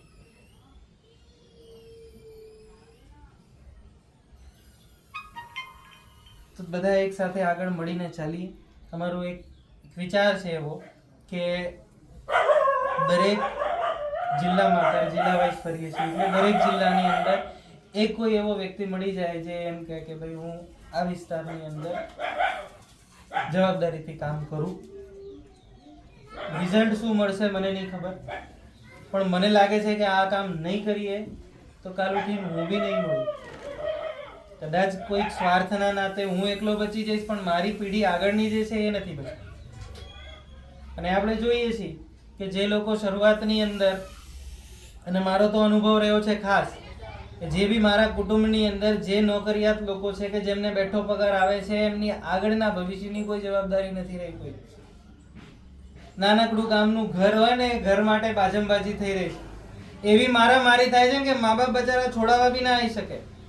અને આપણી જોડે એવા ઉદાહરણો છે કે મા બાપ બે ભાઈઓને રોકવા જાય ને તો ધક્કો મારીને મા બાપ 80 ની 90 ની ઉંમરની અંદર પાટા તોડાઈને હાથ તોડાઈને બેઠા છે. જો આવો સમાજ જોઈતો હોય તો મુબારક છે, અને એવો ના જોતો હોય તો કંઈક કરવું. કઈ રીતના કરશું, શું કરશું, એ બધા ભેગા એકવાર બોલાવી તો લઈએ ગામને. ભાઈ એકવાર ગામમાં ફરી જઈએ કે ભાઈ ગામમાં આવી ચર્ચા છે, એકવાર આવો. જે આવશે એમના જોડે ચર્ચા કરશું, જે નથી આયા એમને પૂછશું કે ભાઈ અમે જે કામ કરવા જઈએ છીએ સારું છે કે ખોટું છે. એકવાર ખાલી અમને કહી દો કે તમે ખોટું કરો છો તો અમે બીજી વાર નહીં કહેવા આવીએ. અને જો ખોટું ના હોય અને એ તમારા બાળકો માટે પણ એટલું જ જરૂરી હોય જેટલું મારા બાળકો માટે છે, તો પછી કારણ કહો કે તમે અમારી સાથે કેમ નહીં આવતા. એ કારણનું અમે નિવારણ. કારણ કે મને મારો છોકરો કે મારી ભત્રીજી કે મારા છોકરાઓ બચાવવા છે, મારા પરિવારના છોકરાઓ બચાવવા છે, તો તમારા પરિવાર ઉપર, પાડોશ ઉપર કામ કરવું પડશે. આજે પોતાના બાળકને ક્યાંક મોકલવો હોય ને તો 10 વખત વિચાર કરવો પડે છે કે એ ત્યાં સેફ છે કે નહીં. અને એ બી પરિવારની અંદર. બહારની તો વાત જ અલગ છે, પોતાના પરિવારમાં ક્યાંક મોકલવો હોય તો વિચાર કરવો પડે છે. તો આવો સમાજની કલ્પના જે લોકો ફાંસી તૂટી ગયા એમને તો નથી કરી, અને એમના જ નામે આ લોકો ચરી ખાય છે. તો જરાક કારણ કે મારો અનુભવ કરેલો છે. અમે લોકો સમાલખાની અંદર ગયા હતા, શહીદી દિવસ હતો. શહીદી દિવસના નામે આખા શહેરની અંદર પોસ્ટર લાગ્યા હતા, પણ શહીદી દિવસની અમે એવો મુહિમ કર્યો હતો કે ભાઈ આ પુલ હતો, પુલની નીચે જગ્યા એમને જ પડી. ભાઈ કદાચ પાર્કિંગ બી રાખે ને તો જે પુલની નીચેનો જે ભાગ છે એમાં આવર જવાની જગ્યા ખાલી જ હોય. કે એ જગ્યા કોઈ કામની નથી. અમારે ભગતસિંહ સુખદેવ રાજગુરુની મૂર્તિની સ્થાપના કરવી છે શહીદી દિવસના નામે, અને એ યાદગાર રહેશે કે ભાઈ એ લોકોએ જે સપનો બીડો ઉઠાવ્યો હતો એ બીડો આજ બી જીવિત છે કે નહીં, જેના માટે એને જીવનનો ભોગ આપી દીધો એવો સમાજ તૈયાર થયો કે નહીં. આ વિષય ઉપર અમે ચર્ચા કરશું ને એક યાદગારી રહે એના માટે અમે એ મૂર્તિની સ્થાપના કરશું. ના NHAI એ કોઈ જવાબ આપ્યો. NHAI જોડે જે અમે લોકો ગયા તો એ લોકોએ કીધું કે તમે તમારા ત્યાંના સાંસદ જોડે જાઓ. સાંસદે કીધું કે આ કામ તો NHAI નું છે. NHAI ફરી ત્યાં મોકલે. પેલો પછી એમ કે તમે પોલીસની પરમિશન લઈ આવો, ટ્રાફિકના ત્યાં જાઓ, એમ કરીને ગોળ ગોળ ફેરવા માંડ્યા. કોઈએ કોઈ જવાબ આપ્યો નહીં. એ દિવસે અમે ઘોષણા કરી દીધી કે મૂર્તિની સ્થાપના તો ત્યાં જ થશે, જાહેર કાર્યક્રમની અંદર કહી દીધું કે ભાઈ CID વાળા અમારી વચ્ચે જ છે, અમને ખબર છે, અમે આ એપ્લિકેશન જે જગ્યાએ તમે કીધી હતી આપી દીધી, કોઈ પણ જગ્યાએથી કોઈ જવાબ નથી આવ્યો. અને જવાબ આવ્યો તો શું જવાબ આવ્યો તો કે તમે ફલાણા વ્યક્તિ જોડેથી સહી કરીને લઈ આવો. હવે એ તો કોઈ પિક્ચરમાં જ નહીં, મૂત મંત્રી જોડે જાઓ ત્યાંથી લખાઈ લાવો. હવે એના જોડે જાઓ, એનું કામ ના હોય તો એને હાથ તો જોડવા પડે. અમારા અંદર એવો આત્મસન્માન નથી કે એવા ખોટા વ્યક્તિની આગળ અમે હાથ જોડીને કહીએ કે ભાઈ તમે અમને આવી મંજૂરી કરો. ભાઈને કહી શકાય, મિત્રને કહી શકાય, એવા ગદ્દારોને દેશના ના કહી શકાય. અમે ના પાડી દીધી કે ભાઈ અમે સહી કરાવવાના નથી, તારાથી થાય એ કરી લે. પોલીસ હાજર હતી, પોલીસની હાજરીની અંદર પોલીસ કગરતી હતી કે ભાઈ અમે આવીએ, પરમિશન આપીએ નહીં. મૂર્તિની સ્થાપના થઈ અને એમાં બી એવું થયું કે જેના ઈંટો કીધી હતી એ લોકોએ ધમકી આપીને એને કહી દીધું કે તારે ઈંટો નહીં મોકલાવાની. તાત્કાલિક, આ સમાજની તાકાત બતાવું છું તમને, તાત્કાલિક બીજે ક્યાંયથી ઈંટોની વ્યવસ્થા કરી. 10-20 જણા ગયા, ટ્રોલીમાં ઈંટો ભરી, ઈંટો આવી, જેની જે યોગ્યતા હતી, માલ બનાવવા એક બાજુ બેસી ગયા, ઈંટોનો સપ્લાય થઈ ગયો, સિમેન્ટ આવી ગયો. 3 કલાકની અંદર આટલી 9 ફૂટની દેરી તૈયાર કરી અને 3 મૂર્તિઓ ત્યાં સ્થાપિત કરીને પછી બધા છૂટા પડ્યા. પોલીસની હાજરીમાં, CIDની હાજરીમાં, NHAIના જે બી જેટલા બી લોકો હતા બધાની હાજરી. કહેવાનો ભાવાર્થ એ છે કે સમાજની અંદર આજે બી એ તાકાત છે, પણ આપણે એ સમજેલા લોકો જોશે. અને લોકો સમજેલા નહીં હોય તો લોકોને સમજાવવું પડશે. સમજાવવાની તાકાત આપણામાં નથી તો કોણ સમજાવી શકશે? એવો વ્યક્તિ ગોતવો પડશે. ત્યાં સુધી આપણે પહોંચવું પડશે. અને આજે સમાજની અને પોલિટિક્સની જે ચર્ચા છે, જે લોકો આપણા માથે બેઠા છે, એ આવી રીતના પિરામિડ ઉપરથી નીચે બનાવે છે. આપણે એવી વ્યવસ્થા બનાવીશું કે વ્યવસ્થા નીચેથી ઉપર જશે. બધી પરિકલ્પના છે, પણ આપણે તૈયાર થઈએ, આપણા ગામને તૈયાર કરીએ અને સિસ્ટમને કોઈને હટાવ્યા વગર ઓટોમેટિક આપણું કામ થાય. ભાઈ આજે છોકરું જન્મે એની સાથે સાથે કાગળ તૈયાર કરવું પડે કે ભાઈ આ છોકરો જન્મે. કેમ? તમે ઘરની અંદર પ્રસૂતિ ના કરી શકો. જો કરો તો ગામની અંદર એમના એજન્ટો ફરી રહ્યા છે, તરત ખબર આગળ પહોંચાડી દે, તમારા ઉપર FIR થાય, મજબૂરીમાં હોસ્પિટલ જવું પડે છે. અમારી જોડે એવા સાથીઓ છે કે જેમને આ વસ્તુ ખબર પડી કે ભાઈ હોસ્પિટલની અંદર જો પ્રસૂતિ થાય છે તો મા બાપને કીધા વગર એ લોકો ઇન્જેક્શન ઠોકી દે છે. તો એને કીધું કે હું ડિલિવરી કરીશ, મારે એને થવાની હતી ડિલિવરી, મારા ઘરની અંદર જ કરીશ. કા પછી એવો કોઈ વ્યક્તિ, તો એ વ્યક્તિની તલાશમાં લાગી ગયો કે કોણ ઘરે ડિલિવરી કરાવી શકે. હા બોલો. આજુબાજુ વાળા લોકોએ નમસ્કાર. 108 ને ફોન કરી દીધો કે ભાઈ આવો દુસ્સાહસ કરવા જઈ રહ્યો છે. હાજી બોલીએ. એને 108 આવી, એ કીધું કે ભાઈ ના મારે તો આમાં કંઈક લખવું પડશે. એને ખીચામાં 2-5 પકડાયા અને ભાઈ તું જા અહીંથી. એને ડિલિવરી કરાવી, નોર્મલ ડિલિવરી થઈ, ખાલી કોકની સમજ આપવાથી. એક ઘંટે બાદ એને ફોન ઉપર ગાઈડ કર્યું કે ભાઈ આવી રીતના કરો, અને જે કરવા યોગ્ય પાત્ર હતો એવો વ્યક્તિ ગોતી લીધો અને ઘરમાં નોર્મલ ડિલિવરી થઈ. બાળક આજે બી સ્વસ્થ છે. મારા ઘરની અંદર મારી ભત્રીજીઓને મેં કોઈ ટીકા લાગવા નથી દીધા. ઘરમાં ઝઘડો થતો હતો તો એ ઝઘડો સ્વીકાર કર્યો, પણ એ કામ ના થવાનું. 1 કે 2 રસી અપાઈ, સમજના અભાવમાં લાગી ગઈ, પરંતુ એના પછીની નથી આપી. આજે એ છોકરાઓને કોઈ જોવે એમ કહે કે ભાઈ કેવી રીતના આ લોકોને તૈયાર કરે છે. ઉર્જાનું લેવલ જ અલગ છે. તો નાનપણથી આપણા જન્મ પહેલા એ લોકો આપણા સાથે કાવતરા કરતા આવે છે. આજે તો જાગ્યો, આજ તો જાગો. જ્યારે ખબર પડી છે જાગ્યા ત્યારથી સવાર,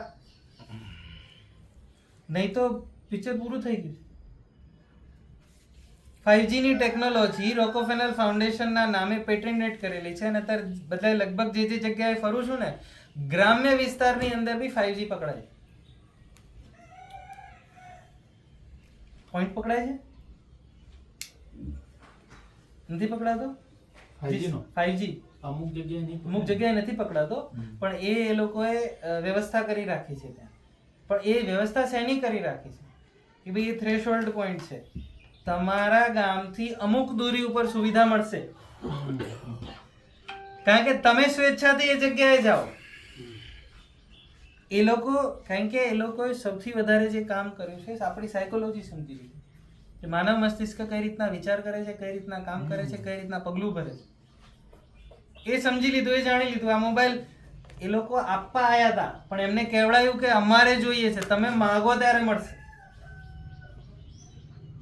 એવી રીતના એમના જે સિસ્ટમ વાળા લોકો હતા એમને ફેસિલિટેટ કરી દીધા, એમને મોબાઈલ પકડાઈ દીધા. એટલે આપણે આપણા ગામની અંદર કોઈ એક સાહેબને જોઈએ કે ભાઈ પહેલા તો યાર માસ્ટર હતો ને માસ્ટરને મોબાઈલ આવી ગઈ, ગાડી આવી ગઈ, ઘર મળી ગયું, આપણે બધા ગાંડા છીએ. એટલે આપણા વાળા દોડ્યા બધા નોકરી લેવા, કે ભાઈ નોકરી મળી જાય ને એટલે સ્વર્ગ જેવું જીવન થઈ જાય. પણ એ એવું કરવા જ માંગતા હતા. એને એ બધી વસ્તુ એટલે જ આપી હતી કે તમે લોકો ત્યાં જાઓ, અને એ સફળ છે. આજે કોઈ બી ભરતી આવે, કોઈ બી પરીક્ષા લેવામાં આવે, પરીક્ષાનો સક્સેસ રેશિયો 0.1% હોય છે, મેક્સ ટુ મેક્સ 0.1%. 100 માંથી એક છોકરો નહીં, 100 માંથી એક છોકરાનો 10મો ભાગ, એટલા છોકરાઓ સફળ થશે, બીજા બધા વિફળ થવા નિશ્ચિત છે. છતાંય કહેવાય નહીં, પણ એવા મૂર્ખ મા બાપ પોતાના દીકરાને કહે બેટા તું તૈયારી કર, તું તૈયારી કર, તું તૈયારી કર. શેની તૈયાર? મરવાની કર. મરવાની જ તૈયારી છે ને, કે 99 છોકરા ફેલ થવાના છે. આજે એ લોકોએ કહી દીધું કે સીટો આટલી છે. એ લોકો તો જાહેર કરીને કીધું છે ને. ગાંડા તો આપણે છીએ, આપણા છોકરાઓને એમ કહીએ છીએ કે બેટા તમે ભણો, તમે ભણો, તમે ભણો. ભણીને શું થવાનું છે? આજે કોટાની અંદર મારો એક પ્રોગ્રામ હતો જ્યાં ખાલી વિદ્યાર્થીઓ બેઠા હતા. 15 વર્ષનો એક વિદ્યાર્થી ત્યાં ઊભો થઈને બોલે કે આપણે એવી એક વ્યવસ્થા બનાવવી જોઈએ કે કોઈ છોકરાને આત્મહત્યા ના કરવી પડે. એ 15 વર્ષના છોકરાને ખબર પડે છે, પણ આ 18 વર્ષના માનવોને નથી ખબર પડતી. શું કરવું? તો પ્રયાસ તો કરવો પડશે ને. ભલે કદાચ અત્યારે કડક શબ્દો કહી દીધા, પણ આપણા માટે જ ને. એ સમજવું પડશે, જાણવું પડશે, સ્વીકાર કરવું પડશે. કદાચ ખોટો રસ્તો પકડાઈ ગયો છે, પણ હવે તમે કહેતા છે કે ભણીને શું, પણ ભણવું પણ જરૂરી છે. ભણે માણસ તો એને આગળની સમજ આવે. માઈક આપો.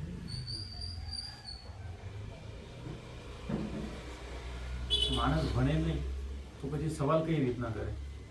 ભણવું તો બહુ જરૂરી છે. જે ભણે એ જ સામેવાળાને સવાલ કરી શકે.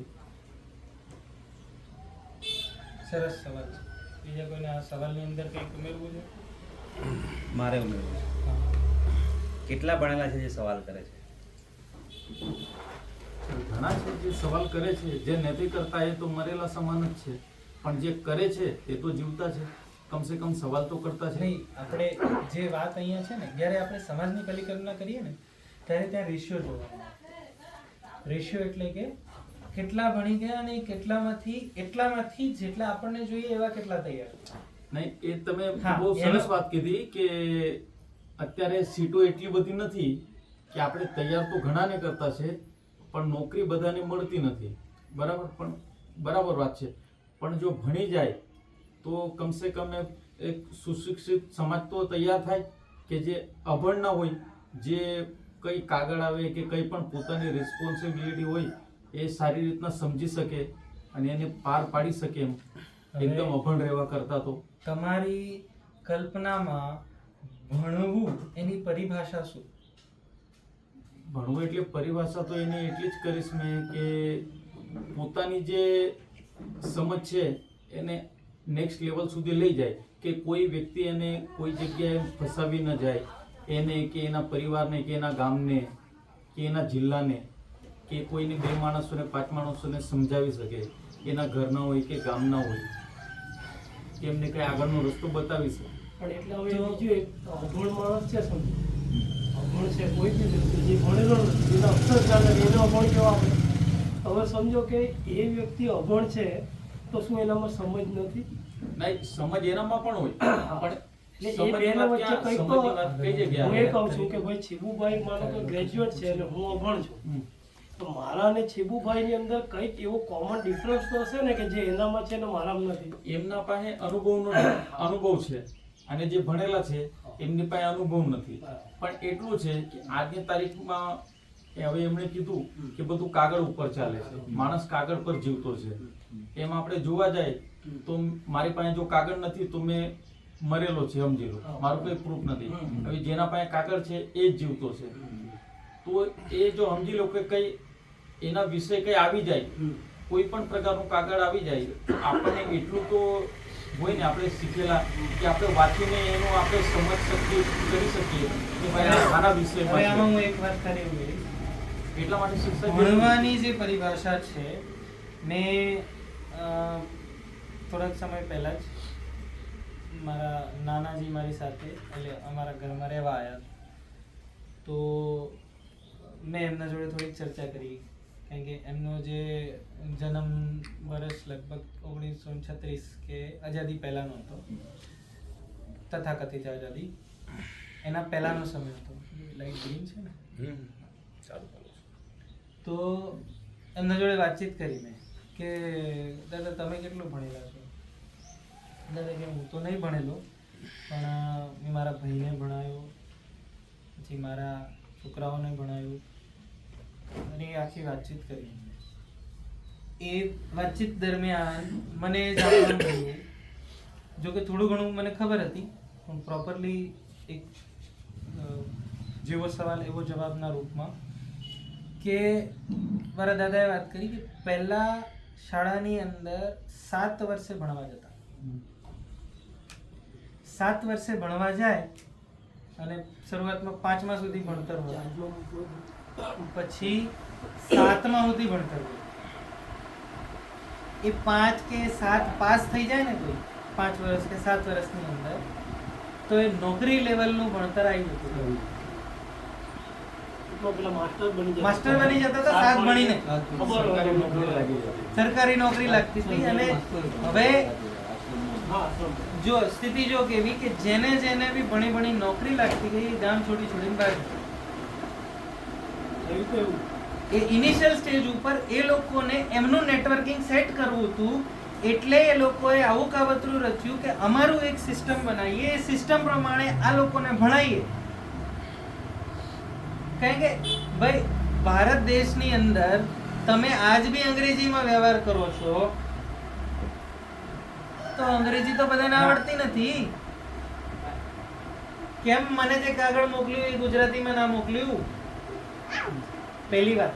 એ સવાલ આપણે કરી શકીએ. પહેલી વાત. બીજી વાત, ઇંગ્લિશ ઇઝ અ લેંગ્વેજ, એક ભાષા છે. કદાચ અંગ્રેજીમાં આવેલું કાગળ આપણને ન સમજાય તો એક ભાષા શીખી લઈએ ને. કોઈ ભાષા શીખવાની અંદર કેટલો ટાઈમ લાગે? જેટલું ગુજરાતી શીખવા લાગ્યું આપણને એટલું જ લાગે. બેસિક વાત. આ બેસિક વસ્તુ છે. બેસિક નોલેજ કરીને આ લોકોએ જે 7માથી 5માથી ચાલુ થઈ PhD લેવલ સુધી આપણને ભણાયા, એમાં શું કર્યું? એને ખાલી આપણો સમય જ કન્ઝ્યુમ કર્યો. યુવાનોની જે ઉર્જા હતી એ ઉર્જાને એક ડાયવર્ઝન આપવા માટેનું કામ કર્યું છે. એથી વિશેષ કંઈ નથી કર્યું. જે 5મી પાસ નોકરી મળતી હતી અને આપણો વિશ્વાસ જે નોકરી બાજુ જળવાયો, એ આજે PhD કર્યા પછી બી નથી. જ્યારે તમે જો પટાવાળાની નોકરી હોય, સમજો PhD વાળા બી નથી ભરતા ફોર્મ. હે ચીભાઈ? PhD વાળા પટાવાળાની નોકરીમાં ફોર્મ ભરે છે ફોર્મ આપતા. અને એ નથી મળતું. એના માટે લાયક નથી. એ નથી મળતી અને તો એને આપણે મતલબ પેલું ભણેલા કહેતા. નહીં તો એ એમ ના કહે કે ચાલો જેને PhD કરી જાય આવી જાઓ પ્લાનમાં, પરીક્ષા લીધા વગર લઈ લઈએ. એનામાં એક સવાલ મારો છે, તો પછી આપણે શું કરવું જોઈએ? આપણા છોકરાને ભણાવવું નહીં જોઈએ? આ સવાલ વાજિબ છે. સમજો કે કોઈક વ્યક્તિને સમજ અને શિક્ષણ આપવા માટે જે પ્રક્રિયા જોઈએ, જે વ્યવસ્થા જોઈએ, એ વ્યવસ્થા કરવી પડશે. કઈ રીતના કરવી પડશે કે એકવાર ગામને ભેગા કરી લઈએ. મારી જોડે વ્યવસ્થા છે, અમારી જોડે વ્યવસ્થા છે. કયા પ્રકારની? ગુરુકુલની પહેલાની શિક્ષણ પદ્ધતિ કેવી હતી, અને જે લોકો આજે કામ કરવા માંગે છે, દિલ્હીની અંદર પેલો મોટો ગધાડો જે છે એ જે પહેલા બેઠો હતો અને અત્યારે જે બેઠા છે એ બધા એવું કહી રહ્યા છે કે આખા દિલ્હીની અંદર એક જ ટીચર જોઈએ, એ એક ટીચર ભણાવશે અને બધા છોકરાઓ એક સાથે ભણશે. કહી રહ્યા છે એ લોકો, ખુલ્લેઆમ કહી રહ્યા છે. નહીં પણ એટલે તમે- હા, હું એને તમારા ઉત્તર તરફ જ આવું છું.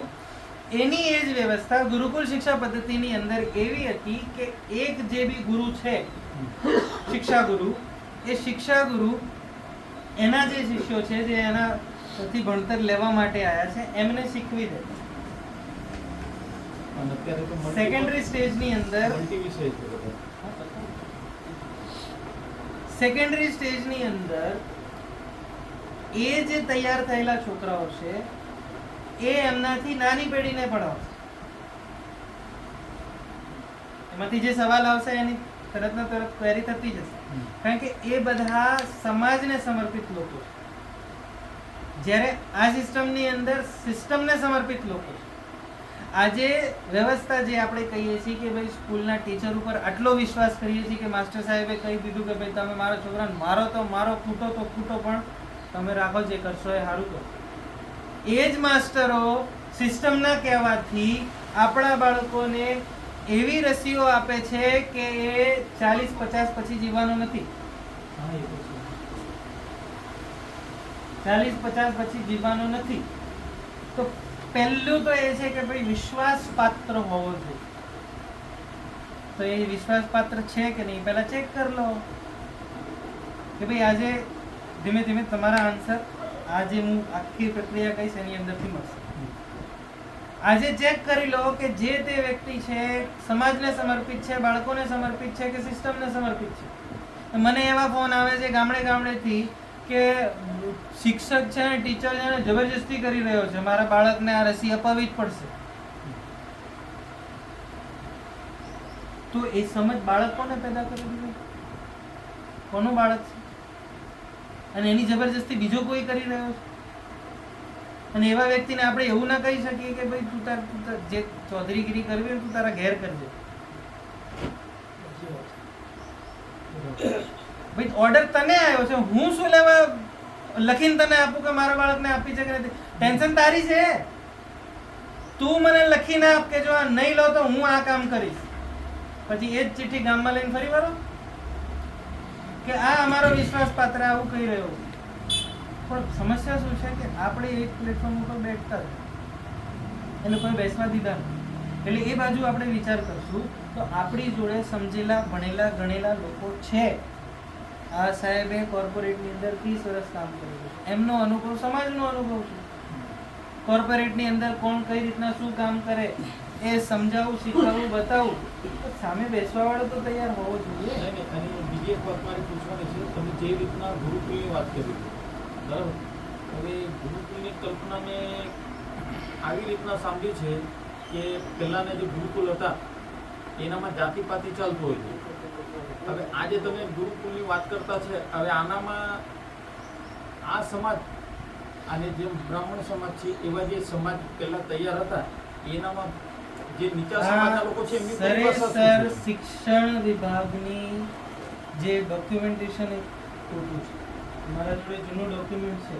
આ લોકોએ જાતિવાદ જ્યારથી ફેલાવવાનું ચાલુ કર્યું ત્યારથી આપણને આવા આંકડા મળતા ગયા. સાંભળજો મારી જોડે ડોક્યુમેન્ટ એનું છે. જીવતું અને જાગતું ઉદાહરણ ડોક્ટર B.R. આંબેડકર છે. શું કેવું છે ઉદાહરણ?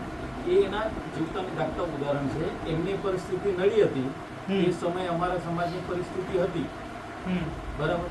અને તે પરિસ્થિતિમાંથી ઉપર આવીને એ આજે ભારતના એકદમ સર્વોચ્ચ સન્માન પર છે, બરાબર? તો હવે મેં સાંભળ્યું આ ગુરુકુળ, તો મને એ જાણવાનું હતું કે આ તમારા જે ગુરુકુળ છે એનામાં દરેક સમાજની એક જેવી જ એમ ખાતરી બધાયનો હા, હક, એમ. અધિકાર, એ પછી નીચે નીચે બધાયને એક જેવા ઉપર treat કરવામાં હા, આવે છે. એમ. પહેલો પ્રશ્ન એ છે કે તમે જ્યારે નોકરી કરવા જાઓ છો ત્યારે તમારી જાતિ પૂછે છે? પૂછે છે. હમ?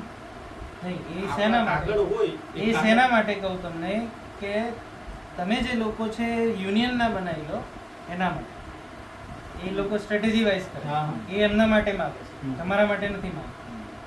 કદાચ ના ખ્યાલ હતો તો. હા. કારણ કે ભાઈ તમને શું કહેવામાં આવે કે તમારા ગામની આજુબાજુમાં કોઈ કંપની આવશે તો ગામવાળાને ફાયદો થશે, પણ ગામવાળા એ કંપનીની અંદર વિશ્વાસ બી કરે છે, પણ શરૂઆતમાં મજૂરી સિવાય આગળ કોઈ કામ હા, નહીં. છે ને. અને આ વસ્તુ છે ને થોડીક એક વાત એડ કરું. હું હજીરામાં જ્યારે જોબ પર હતો કૃષિ એન્જિનિયર તરીકે, ત્યારે વસ્તુ કેવી થયેલી કે શરૂઆતમાં એ લોકો કેવું કરેલું કે હજીરાવાળા લોકલને નોકરી આપેલી, પછી ધીમે ધીમે જેમ જેમ સમય ગયો તેમ પેલા બધા લોકો આંબલીમાં ચીચાન કાઢે ને ફેંકી દીધા બધા, અને બધી પ્રજા બહાર નહીં આવી ગઈ. એ લોકો વાત એમ કરેલી કે ભાઈ તમારી જમીન લેતા છે તો પહેલો અધિકાર નોકરી અમે તમને આપી. એ નોકરી તો હવે દૂરની વાત, ત્યાં હજીરામાં 100 માંથી 90 માણસો બહારના છે. અને આજે કદાચ હું એ બી કહી શકું કે 90 માંથી કદાચ બીજા 5 વધી ગયા, કદાચ 1, 2, 5 માણસ હોય તો હોય તો 2-3% હશે. હા. અને બીજું એમાં કેવું આપણા ગુજરાતી લોકોનું પાછું કેવું હોય એ રજા બી પાડતા હોય. મારે હવે કોઈ પ્રશ્ન આવી જાય, અને બીજું આપણા માણસ છે ભાઈ, તો ફેમિલીને કંઈ થાય તો રજા તો આપણે લેવી આજે પડે. બહારથી આવતા છે, હા. યુપી, બિહાર સાઈડથી આવતા છે, હા. એ લોકો પરિવાર તો છોડીને એ આવે. છોડીને આવતા છે એટલે નહીં તો મારી વાત સાંભળો ભાઈ, એ પરિવાર જે એમનો અહીંયા હોય સમજો તો એ લોકો બી રજા પાડવાના જ છે, બરાબર છે. જો એ પરિવાર એમનો અહીંયા હોય તો રજા પાડવાના જ છે. અને એ જ વસ્તુ મેં નોટિસ કરી કે ભાઈ આ લોકો ફક્ત ને ફક્ત હવે સમજો કે અહીંયા બી તમે આવ્યા છો, પેલી સોલરવાળી કંપની પડી છે કે કંઈ લોકલને રોજગાર આપીશું, આમ કરીશું, ત્યાં મૂળમાં તમે જાઓ ને તો 10%, 5% બી લોકલ માણસો નથી. એ ખાલી અહીંયા આપણી- તમે આવેલા છો પેલી રેક્ઝિન વાળી કંપની જોઈ હશે, ખડસુ બોર્ડિંગ અંદર આવ્યા છે, ત્યાં બી સરળ લોકલ માણસોને, અને ત્યાં બધી બિલ્ડિંગો બની ગઈ, ત્યાંથી બધા યુપી, બિહાર વાળા અને બહારના જ લોકો રહેતા છે. બરાબર છે. એ ખાલી આપણને- એમાં હા. આજે વિચારવા વાળી વાત છે હા. કે જે તે લોકો ત્યાં કામ કરે છે હા. એનાથી આપણે સરોકાર નથી, હા. એટલે એ દુશ્મન નથી દુશ્મન આપણો. નથી, એ બી આપણા એ માણસ છે. વ્યવસ્થાના ભાગ રૂપે એવા હા. બેસાડવામાં આવ્યા છે કે એમને એમનું જ ચલાવવું છે, અને એમને એ ખબર છે કે લોકલ વ્યક્તિ બાંધે બંધાશે નહીં, હા, એ વાત સાચી. કારણ કે તમારી સૌથી વધારે તાકાત તમારા ગામની અંદર જ છે, અને એ લોકોને તમારે તમારું ગામ છોડાવવું છે. જો ક્યાંકથી આવીને કોઈ વ્યક્તિ અહીંયા કામ કરી શકતો હોય તો અહીંનો વ્યક્તિ અહીં કામ ના કરી શકે, તો એના માટે તમારે શું કરો, તમારે બીજે કંઈક જઈને કામ કરવું પડશે, ત્યાં જઈને તમારે ભાડે ઘર રાખવું પડશે, ત્યાં જઈને તમારે મોટરસાયકલ લેવી પડશે, ત્યાં જઈને તમારો ઉગાયેલો પાક નહીં બીજે દુકાનથી લીધેલી વસ્તુ ખાવી પડશે, કંપનીઓની બનાવેલી પ્રોડક્ટ ખાવી પડશે.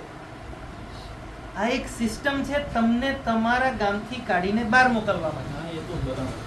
તો વ્યવસ્થા આપણે એવી બનાવવાની અને જણાવવાની. આપણે ગુરુકુલ નામ લીધું એટલે ગુરુકુલની જે કોન્સેપ્ટ તો એ લેવાનો, ગુરુકુલને ઊભું કરવાનું. કારણ કે આજે આપણે કોઈ નવી વાત કરીએ એટલે સૌથી પહેલો વિચાર આવે કે ભાઈ સ્કૂલ ઊભી કરવી છે, તો સૌથી પહેલું ઇન્ફ્રાસ્ટ્રક્ચર ધ્યાનમાં આવે કે બિલ્ડિંગ નથી આપણી જોડે, બિલ્ડિંગ નથી. પણ વાસ્તવમાં મૂળમાં જે એમાં ભણવા વાળા એ છે આપણી જોડે, ભણાવવા વાળા એ છે આપણી જોડે, તો એમાં બિલ્ડિંગ ક્યાંથી આવી ગઈ? Actually જોવા જઈએ ને પુનિતભાઈ, તો ઇન્ફ્રાસ્ટ્રક્ચર હવે અમારા ગામની હું વાત કરું, અહીંયા તમે સ્કૂલ જોઈ હશે, 3 કરોડની સ્કૂલ છે, પણ ત્યાં એજ્યુકેશનના નામે જુઓ ને તો આમ અહીંયા ને ખોદી નીચે જતું રહે છે, એટલું ડાઉન છે. હવે એ છોકરો બિચારા અમારા આ બધા હળપતિ ભાઈઓના છોકરાઓ ભણે છે, એમને તમે જે વાત કરો ને ભાઈ, એને 7મા ધોરણના છોકરાને વાંચતા નથી આવતું, બોલો હવે આને એજ્યુકેશન કહેશો તમે? એટલે ખગડાઈને એકવાર જોઈ તો લો કે જેને આપણે શિક્ષણ કહીએ છીએ હા. એ વાસ્તવમાં શિક્ષણ છે કે છે બી એને કારણ કે સૌથી પહેલું ખોટા રસ્તા ઉપર જતા રહ્યા છીએ ને, તો પહેલું કામ એ છે કે બ્રેક મારવી બ્રેક પડે. મારી પડે છે. સાચી વાત છે. પછી તમે એમ કહેશો કે યાર આ તો વ્યક્તિ એવો છે કે ભાઈ પોતાની સ્પીડને ડાઉન કરવાની વાત કરે છે, આજથી 10 વર્ષ 20 વર્ષ પહેલા લઈ જવાની વાત કરે છે. એટલે બ્રેક જ્યાં મારવી જરૂરી છે ત્યાં મારવી પડશે, પછી જ શોધવા માટે નીકળશે લોકો. ભાઈ આજે તમે કોઈને એમ કહેશો ને કે મારી જોડે આ વ્યવસ્થા છે આવી જાવ, તો સૌથી પહેલું પૂછશે કે એમાંથી ભણીને હું ડોક્ટર બની જઈશ. કેમ કે એના માટે ડોક્ટર એક સેટ કરેલું ટાઈપ કેમ કે એનો પેરામીટર સેટ કરેલો હા, છે એની. ડોક્ટર તો જ, વકીલ તો જ, અને ફલાણા આજે તો જ. બી હું એવા મા બાપને જોઉં છું કે જે 2 વર્ષ 3 વર્ષની અંદર એ દીકરાની કે દીકરીના મગજમાં નાખી દે છે કે બેટા આપણે ડોક્ટર બનવાનું છે, અને એ જે એને નાખી દીધું કે મારે ડોક્ટર બનવું છે, હવે એની વાસ્તવિક યોગ્યતા છે કે નહીં ડોક્ટર બનવાની એ કોણ પૂછશે? અને એ જબરજસ્તી મારી મચેડીને બની બી ગયો તો એ એક કામ કરવાથી ખુશ રહેશે, અને એ ખુશ નહીં રહે તો એ જેને સર્વિસ આપી રહ્યો છે એ ખુશ રહેશે? તો કેવા સમાજની આપણે કલ્પના કરીએ છીએ? નાનપણ તો ખરાબ કરી નાખ્યું. ભણ ભણ ભણ ભણ કરીને એને જે આવડવા જોઈતું હતું એ વસ્તુ બી ગઈ વસ્તુ. એવો ખોટો ખોટો બનાવીને મૂકી દીધો કે એ ના આ કરી શકે ના તે કરી શકે. આજે મારા જેવો ગધેડો ભણી ગણીને માસ્ટર ડિગ્રી લઈ લીધી, હવે ડિગ્રી લઈને ક્યાંય ફરે તો ભાઈ તારે આ કામ કરવું પડશે. આ માટે ડિગ્રી એના માટે થોડી લીધી હતી મેં. જેના માટે ડિગ્રી લીધી હતી એની વ્યવસ્થા નથી, એ સિવાયનું બીજું કંઈ કરી નથી શકતો, તો કરવાનું શું એવી ડિગ્રીને? એના કરતા જે નથી ભણ્યો તો સ્વાભિમાનથી કંઈક તો રોજગાર કરી શકે છે. હું તો અત્યારે તમે જોજો સમાજમાં એ જ માણસ કામ કરતો છે જે ઓછું ભણેલો છે. અને આજની તારીખમાં તમે સિટીની અંદર જોઈ લો એવા કાયદા બની ગયા છે કે જે આવી રીતના રોજગાર સ્વમાનથી કરવા વાળા જે રોજગાર કરે છે એ લોકોને રગડવા માટેના કાયદા બની ગયા છે. એ લોકોને પતાવવાના કાયદા બની ગયા છે. હવે એ બી ગયું તમારા હાથ. બધી વસ્તુ ચેનલાઇઝ અને કંટ્રોલ કરવી છે. તો વિચાર એ કરો કે આપણે કંટ્રોલ થવા દેવું છે કે નહીં. અમારા જોડે વ્યવસ્થા એવી છે, તમને કહી દઉં, કદાચ ભાઈએ ના વાત કરી હોય, કે અમારી જોડે એવી ટેકનોલોજી છે, એવી તકનિક છે. સાહેબ પોતે બી એ વિષયના નોલેજ છે, મને કાલે જ ખબર પડી. આપણી જોડે એવી વ્યવસ્થા છે કે ગામનો દરેક બાળક, એ બાળકની અંદર શું યોગ્યતા છે, એ કયા વિષયમાં માહેર બની શકે છે. સ્વાભાવિક રૂપે આપણે જોતા હોય કે અમુક છોકરાઓ બોલતા જલ્દી શીખી જાય, અમુક છોકરાઓ ચાલતા જલ્દી શીખી જાય, અમુક છોકરાઓની શ્રવણ શક્તિ મજબૂત હોય. એ શ્રવણ શક્તિ મજબૂત વાળા વ્યક્તિઓ સમજદાર હોય, પણ સમજવાળો વ્યક્તિ કોઈના કહેવામાં ના ચાલે. આ બધા પરમ્યુટેશન અને કોમ્બિનેશન સેટ કરવા જશો ને તો તમને ખબર પડી જશે કે આ વ્યક્તિની શું યોગ્યતા છે, આ બાળકની શું યોગ્યતા છે, એને સ્વાભાવિક રૂપે કઈ દિશા તરફ લઈ જવું. અને એ દિશા તરફ મહેનત કરશો તો ચૂટકીમાં કામ થશે. જ્યારે 19 વર્ષ ભણાયા પછી બી પેલો બાપાને પૂછતો હોય કે બાપા હવે હું શું કરું? એનું તમને એક નાનું ઉદાહરણ આપું કે ભાઈ માછલી છે એનું કામ શું છે? પાણીમાં તરવાનું. હવે એના આમ જબરજસ્ત એમ બહુ મોટિવેશન તું ઝાડ પર ચડી ચાલે યાર, અહીંયાથી ચડ ફટાફટ. ઝાડ પર ચડવાનું કામ વાંદરાનું છે ભાઈ. તો વાંદરાને ઝાડ પર કઈ રીતે ચડાવવું એ જ શીખાવશું તો આગળ જશું. તો માછલીને ગમે એટલું મોટિવેશન આપશું પણ નહીં, એનો વિષય નથી એ વસ્તુ. મોટિવેશન ઇન્ડસ્ટ્રી ને ધંધો બનાવી ધંધો દીધો. બનાવી દીધો. અને એ પાછા બેઠા બેઠા એવી ઊભે કરે કે ફલાણી ઇન્ડસ્ટ્રી આવનારા સમયની અંદર 10% વધશે, Motivation ને તો 20% વધશે. કે ભાઈ આમ પણ સમજો. એ માટે જે રાયતું તમે અહીંયા ફેલાઈ દીધું છે એનું કોણ પૂછશે? ઇન્ડસ્ટ્રી વધશે પણ માણસનો વિકાસ ક્યારે થશે એ પ્રશ્ન મોટિવેશન ને તો હું આમ સમજુ છું, પેલો ગાય ભેંસનો પેલો મોટો આમ એનો ગોદડો હોય ને એ ગોદડાની ઉપર છે ને આમ બધું નાખી દીધું, મસ્ત કેક બનાવી દીધી અને પછી આપણે એને કાપીએ એટલે આપણને એમ લાગે કે આ તો મસ્ત થઈ ગયો, પણ અંદર તો ભાઈ છાણ છે, ગોબર છે, ક્યાં કેક છે. એટલે એનું વાસ્તવિકતા જે છે. ઉપરનું નોલેજ અને મોટિવેશન કઈ કામનું છે નહીં. બરાબર છે. ટૂંકમાં આપણે ઇન ડેપ્થમાં જવું પડશે અને ઇન ડેપ્થમાં જવા માટે ઇન ડેપ્થ વાળા માણસો સાથે રહેવું પડશે. આજે મેઇન વસ્તુ એ છે, તમે બધા સ્કૂલમાં ગયા છો, બધા તમે ખાલી એટલું વિચાર્યું કે તમે તમારા ટીચરને મળવા ગયા કોઈ દિવસ? જે શિક્ષકને તમને ભણાયા, તમને પહેલા ધોરણથી, પહેલા ધોરણનો શિક્ષક તમારો કોણ હતો તમને યાદ નહીં હોય, અને 12માનો પણ પહેલા ધોરણનો, ગામમાં થોડું ઘણું યાદ છે. એટલે એવા બહુ ઓછા, બધા શિક્ષકનું નામ યાદ નહીં હોય પણ તમને જે ગમતો છે ને એ જ યાદ હશે. એકાદું ચાલે. પહેલાના ધોરણના બધા ટીચરોનું નામ નહીં યાદ હોય, એક બે હશે. હા એ જ તો વાત છે. ના ના, એક ટીચર રહેતા એક ટીચર એક ટીચર રહેતા બધા તમારું ટ્યુનિંગ એમના જોડે સેટ થઈ ગયું એટલે તો યાદ રહ્યું હોય નામ. બાકી કારણ કે મને પણ યાદ તમે મળવા છે ગયા મારા ને? જીવનની અંદર મને મારા બે ક્યારે શિક્ષકોનું ગયા? નામ યાદ છે. ઓકે, તમે ગયા નહીં? ગયા ટીચરને મળવા માટે? હું એ નથી ગયો. એ તમારું ખબર નહીં, તમારું ખબર નહીં, મને ના બોલાય, મારે ના બોલાય પણ મારાથી એવું. એટલે શિક્ષણ આપ્યું ને, શિક્ષક જે અત્યારનું જે જનરેશન છે ને અમારા વખતનું, એટલે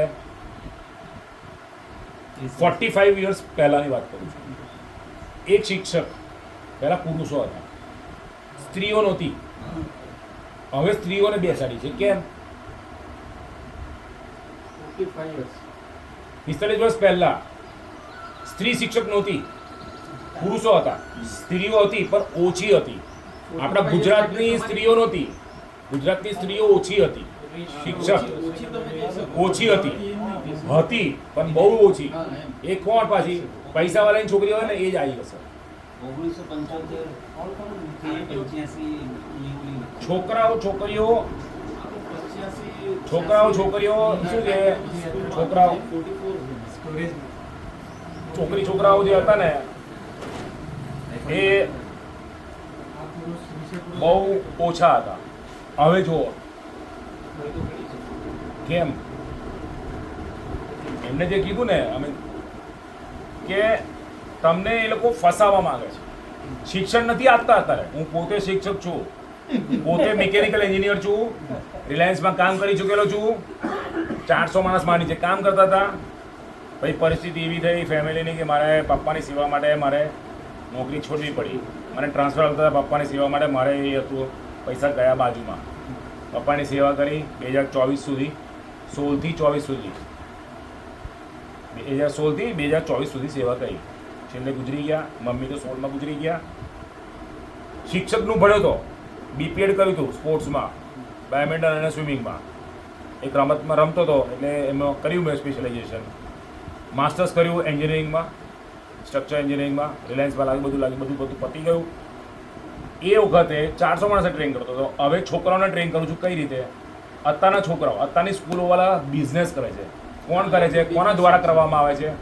એ જે એમને કીધું ને કે ઉપર બેઠેલા જે માણસો ને એ લોકો કેમ લેડીઝ એપોઇન્ટ કરે છે? અત્યારે મેજોરિટી છોકરીઓ જ ટીચરો છે. છોકરાઓ પુરુષો ટીચરો બહુ ઓછા છે. સ્કૂલમાં 1 કે 2 હશે. એ પણ કાં તો સ્પોર્ટ્સનો ટીચર હશે કાં તો ગણિતનો હશે. બીજા કોઈ વિષયનો હોય જ નહીં. બધી લેડીઝો. કેમ? જો પુરુષો ટીચર હતા ને આપણને શીખવાડ્યું તો એ લોકો પણ જ્ઞાની હતા ને